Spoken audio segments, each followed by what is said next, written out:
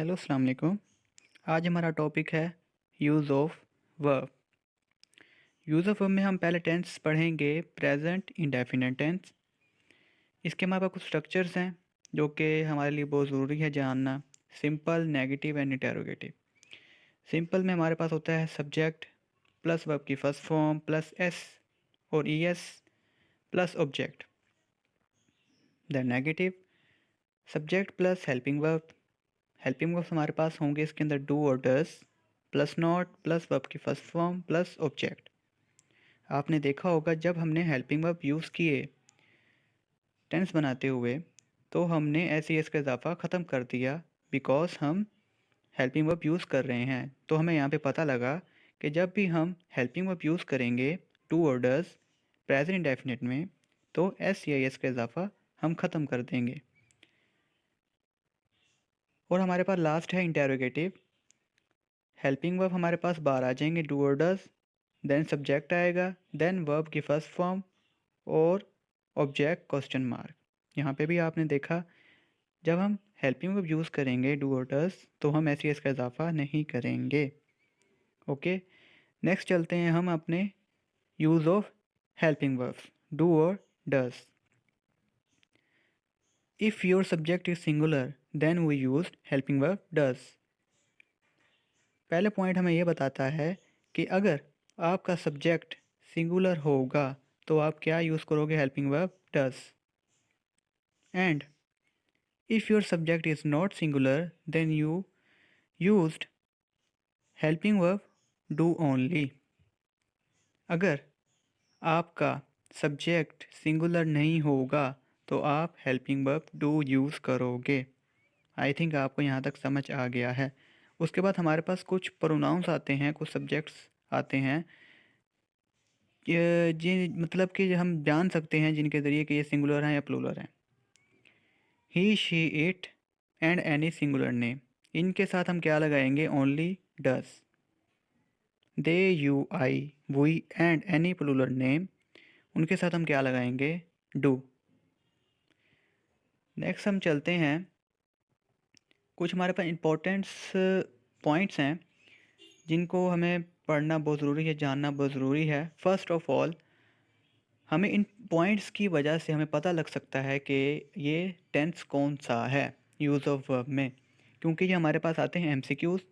तो अगर हमें इनके बारे में पता होगा तो हम इजीली फाइंड आउट कर सकते हैं कि ये टेंस कौन सा है। तो उसी हिसाब से हम यूज़ ऑफ वर्ब भी लगा सकते हैं इसके अंदर। पहला हमारे पास है यूनिवर्सल ट्रूथ। यूनिवर्सल ट्रूथ हमारे पास वो चीज़ होती है, सच्चाई, मतलब कि ज़मीन गोल है, ज़मीन सूरज के गिर्द घूमती है, तो ये आपकी सच्चाई है।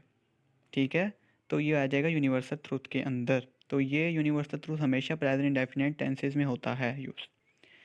रेगुलरिटी मतलब कि हैबिट की बात की जाती है, जो आप रेगुलरिटी हैबिट के लिहाज से रोज़ाना परफॉर्म करते हैं, ठीक है, एक्शन, तो वो आपका रेगुलरिटी में आ जाता है। वो भी किस में आएगा, आपका प्रेजेंट इंडेफिनिट में। मतलब कि मैं रोज़ाना स्कूल जाता हूँ, मैं बाकायदगी से स्कूल जाता हूँ, फॉर एग्ज़ाम्पल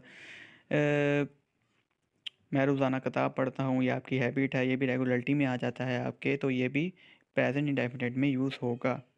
हमारे पास लास्ट है, if we have these words, मतलब कि अगर हमारे पास ये वर्ड्स होंगे, ठीक है, तो हम जान सकेंगे कि ये टेंस कौन सा है। Always, very, every, regularly, daily and usually. अगर ये वर्ड्स हमारे पास सेंटेंस में आ जाए तो हमें टेंस का पता लग सकता है। और अगर ये वर्ड्स आते हैं हमारे पास तो हमारा टेंस कौन सा होगा, प्रेजेंट इंडेफिनिट टेंस।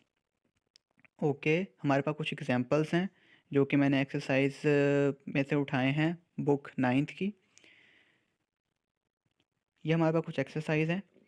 ओके, हमारे पास 7 एग्जांपल्स हैं। ओके, तो हम पहले तो मेरी बात आपने नोट कर लेनी है, जब भी आपके पास कोई भी ऐसा यूज़ ऑफ वर्ब का सेंटेंस आ जाए तो आपने पहले तो पूरा सेंटेंस पढ़ना है। जो स्किप है उसे स्किप ही रहने देना है, क्यों, आपके पास वो तो ऑप्शन में होगा। पढ़ लिया आपने, आपने कुछ वर्ड्स देखने, अगर वो वर्ड्स पाए जाते हैं जिससे आपको पता लग सके कि ये टेंस कौन सा है, आपको पता लग गया टेंस कौन सा है, उसके बाद आपने सब्जेक्ट को हर हाल में देखना है। आपका सब्जेक्ट सिंगुलर है या प्लूरल है। ठीक है, फॉर एग्जांपल हम फर्स्ट एग्जांपल देखते हैं। She dash her cat very much.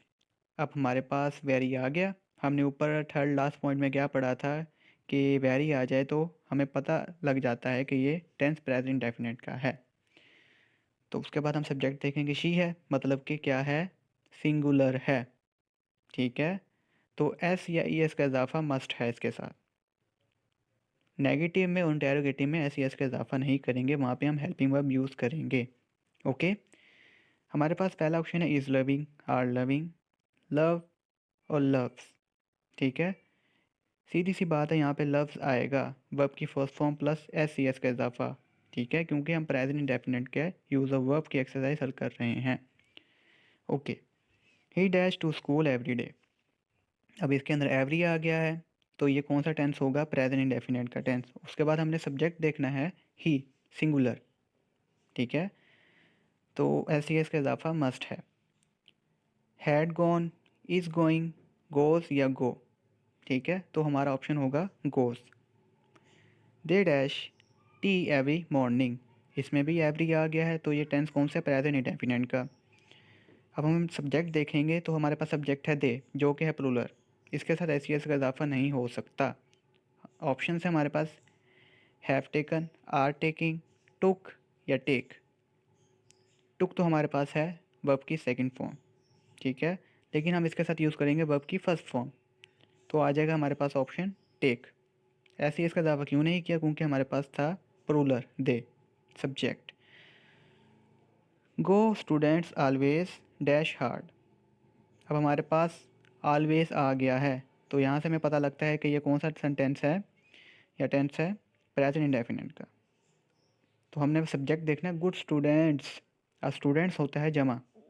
ठीक है, तो हमारे पास ऑप्शन है work, works, is working, are working. तो हमारे पास वर्ब की फर्स्ट फॉर्म आएगी वर्क।